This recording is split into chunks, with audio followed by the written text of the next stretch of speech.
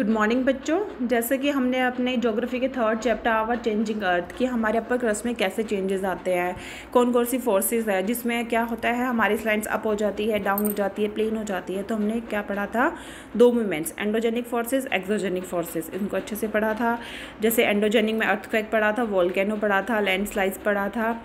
ठीक है, अब एक्सो मतलब बाहर से ऐसे कौन से एनवायरमेंट्स होते हैं जिससे हमारे अर्थ क्रस्ट पे चेंजेस आते हैं। ठीक है, वोल्केनो पढ़ लिया, अर्थक्वेक पढ़ लिया।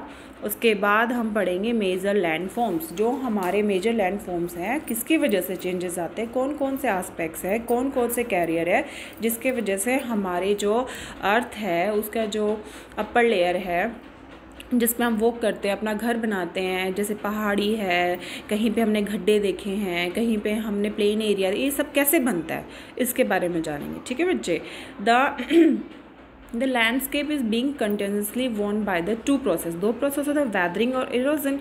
अब देखो बेटा, आपने सॉइल इरोजन पढ़ा है। इरोजन क्या होता है, उस जगह से किसी चीज़ का हटना, मिट्टी का हटना, बालू मिट्टी, रेती, बजरी, समथिंग्स ना।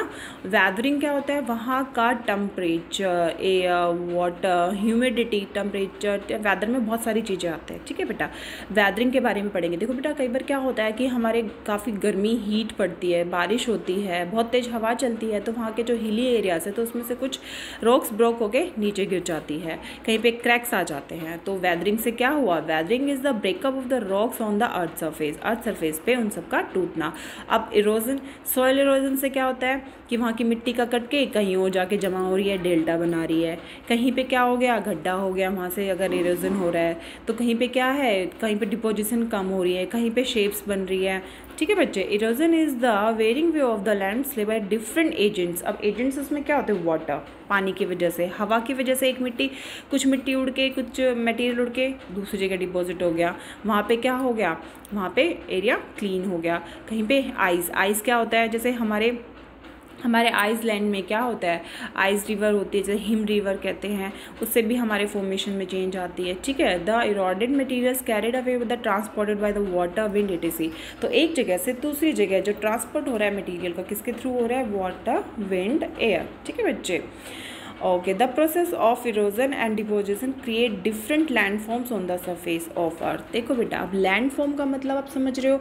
अब जैसे अब मैं दिल्ली में रहती हूँ, यहाँ प्लेन एरिया है। प्लेन एरिया क्यों है, यहाँ पे गंगा, यमुना जो भी हैं रिवर्स अपने साथ मिट्टी ले जाके डेल्टा बनाती है, कोलकाता के पास बे ऑफ बंगाल में जाके वहाँ पे डेल्टा बनाती है। तो अपने साथ मिट्टी ले जा रही है, अपने साथ मिनरल्स ले जा रही है, तो वहाँ से क्या प्लेन एरिया बन रहा है। जब वो हिली एरिया से गिरती है तो लैंडफॉर्म बनते हैं। ठीक है बच्चे, तो मेजर लैंडफॉर्म का मतलब ये हुआ जो हमारे अर्थ पर कहीं पे पहाड़ है, कहीं पे गड्ढे हैं, कहीं पे प्लेन एरिया है, और कहीं पे आप देखोगे ऊपर नीचे, सब क्यों होता है, किस कारण होता है, किस कारण होता है। एक तो वहाँ का टेम्परेचर कैसा है, टेम्परेचर में क्या क्या आ जाता है। ठीक है, ह्यूमिडिटी, वहाँ पे कितनी रेनफॉल हो रही है, कितना हीट है वहाँ पे। ठीक है, और इरोजन, सॉइल इरोजन से बाय वाटर, वाटर मतलब रेन के साथ बहा के ले जा रहे हैं मिट्टी, मिनरल्स। ठीक है, बाय एयर, बहुत जैसे आंधी आई है तो यहाँ से मटेरियल उठ के दूसरी जगह डिपॉजिट हो गया, वहाँ से खाली हो गया। तो ये मेन रीज़न है जिसके कारण हमारे मेजर लैंडफॉर्म्स बनते हैं। अब आप देखो, हमारे पूरे इंडिया में east to west, north to south, तो वहाँ की लैंडफॉर्म्स देखो अलग है। अब देखो हमारे नॉर्थ एरिया में ऊपर बिल्कुल हाई एरिया पे, जैसे हिमाचल है, वहाँ पे पहाड़ी है, फिर प्लेन एरिया आ रहा है, फिर देखो डक्कन का पहाड़ आता है, प्लेट्यूज आते हैं। ठीक है, फिर हमारा वो वी पेनिसुलर एरिया आता है। तो ये सारे जो चेंजेस होते हैं ना, ये इन्हीं वजह से होते हैं बेटा। ठीक है, वैदरिंग और इरोजन से। अब हम पढ़ेंगे वर्क ऑफ रिवर। ठीक है बेटा, देखो river is a part of the erosion. ठीक है, अब देखो लैंड फॉर्म जो रिवर के थ्रू भी चेंजेस आते हैं। अब रिवर कहाँ से चल रही है, अब गंगा को ले लेते हैं, गोमुख से निकलती हुई चलती है, रास्ते में आते हुए हरिद्वार से होते हुए पूरा 2500 किलोमीटर कवर करते हुए लास्ट में बे ऑफ बंगाल में गिर जाती है। तो इतनी लंबी रिवर होने की वजह से कितना कुछ मटेरियल अपने साथ कहीं पे छोड़ती है, कहीं पे ले जाती है, तो बहुत सारी पिक्चर्स बनती है, जिससे ओक्स बो लेक बनते हैं, लैंड फॉर्म्स बनते हैं, लीव्स बनते हैं, मेंडास बनते हैं। ठीक है, उसके बारे में अच्छे से हम पढ़ेंगे। ओके, तो working of river, the running water is the river recorded by the landscape when the river tumbles the steep angle और very rocks down steep valley is from the waterfall. अब देखो हम वाटरफॉल, वाटर मतलब पानी, fall मतलब गिर रहा है। अब देखो एक पानी एकदम प्लेन में गिर रहा है और एकदम से सॉफ्ट रॉक हार्ड रॉक होती है, एकदम से उस पर एकदम फ्लो से गिरती है। ठीक है, देखो पहले हार्ड रॉक आती है फिर सॉफ्ट रॉक होती है। हार्ड रॉक क्यों होती है, सबसे ऊपर होती है, सॉफ्ट रॉक नीचे होती है।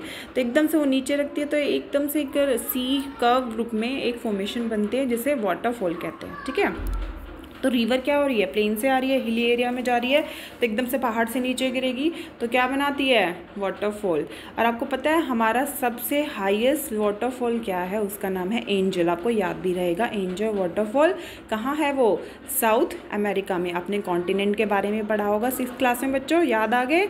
तो उसमें साउथ अमेरिका हमारा मेन कॉन्टिनेंट है और उसमें जो हमारा एंजल वाटरफॉल है वो हाईएस्ट है। उसको देखो कॉर्नर में पढ़ेंगे, पहले चलो पढ़ ही लेते हैं। They are the 1000 of the small waterfall in the world, the highest waterfall Angel fall in the Venezuela. Angel है वेनेजुएला में है, वेनेजुएला कहाँ है, साउथ अमेरिका में है। The other waterfall Niagara falls located in the border of the Canada और US के border पे जो है वो विड्थ वाइज, चौड़े वाइज, देखो एक हाइट होती है, एक चौड़ा विड्थ होता है, हाइट मतलब कितना लंबा, कितनी हाइट से गिर रहा है वो एंजल है। और बिगेस्ट मतलब साइज में बड़ा, चौड़ा होना, विड्थ में। ठीक है, जैसे पढ़ते हैं ना लेंथ इंटू ब्रेथ, लेंथ में कौन है, एंजल, ब्रेथ में कौन है, नायग्रा।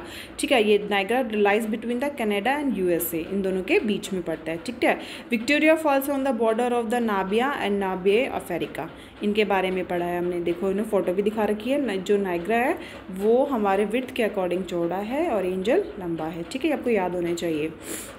उसके बाद the river enter in the plain, फिर रिवर क्या होती है, प्लेन में एंटर करती है, ट्विस्ट घूमती है and turns forming large bends known as the meanders. देखो बच्चे जब रिवर आती है प्लेन एरिया में तो क्या होता है, ये बहुत सारे मेंडर्स बनाती है। दिखाओ, देख रखा है ना ऐसे कर्व में।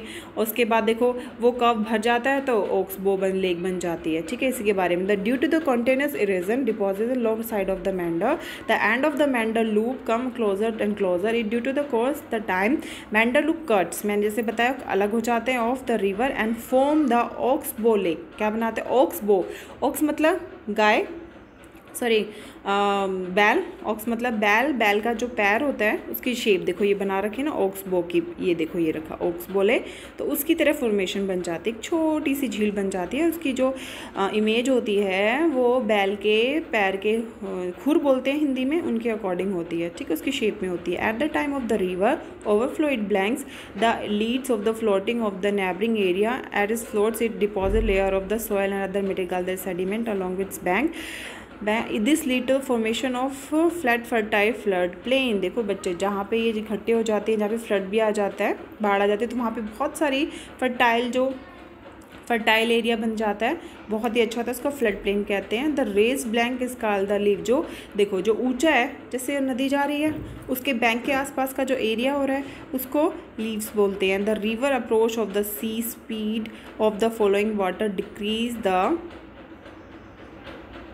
decrease the river beings to break up in the formation of streams called the distributaries. These river become the slow and being a deposit of the load, each distributary from its own mouth, the collection of sediment from all the mouths from a delta। देखो बेटा ये जो main river है ये आगे जाके river में मिलते वक्त क्या होता है, ये मेन रिवर दिख रही है, ये देखो जस्ट लाइक ए ट्री की तरह इसने फॉर्मेशन बना ली। इन सबको छोटी ये जो हमारे रिवर्स हैं इनको डिस्ट्रीब्यूटरीज बोलते हैं। ये सी में गिरने से पहले अपने आसपास डेल्टा बनाती है। डेल्टा क्यों बनाती है, क्योंकि अपने साथ बहुत सारी मिट्टी है, मिनरल्स है, सीड्स है, बहुत मैनी थिंग्स को डिपॉजिट कर देती है। ठीक है बेटा, तो आज हमने क्या पढ़ा है, वर्किंग ऑफ रिवर में हमारे जो मेजर लैंडफॉर्म है कैसे बनते हैं, थ्रू रिवर। हमने रिवर के बारे में पढ़ा कि रिवर से क्या होता है, वाटरफॉल बनते हैं, मेंडर्स बनते हैं, ऑक्सबो लेक बनती है, फ्लड्स पेन होते हैं, लीज होते हैं। ठीक है बेटा, उसके बाद डेल्टा फॉर्मेशन होता है। तो हमें इनको अच्छे से पढ़ना है, इनको समझना है, और जो मैं क्वेश्चंस दे रही हूँ बच्चों अच्छे से इसको करना है। ओके, और आई होप मैं आपको जो करा रही हूँ आपको साथ के साथ लर्न भी हो रहा होगा। ओके बच्चों।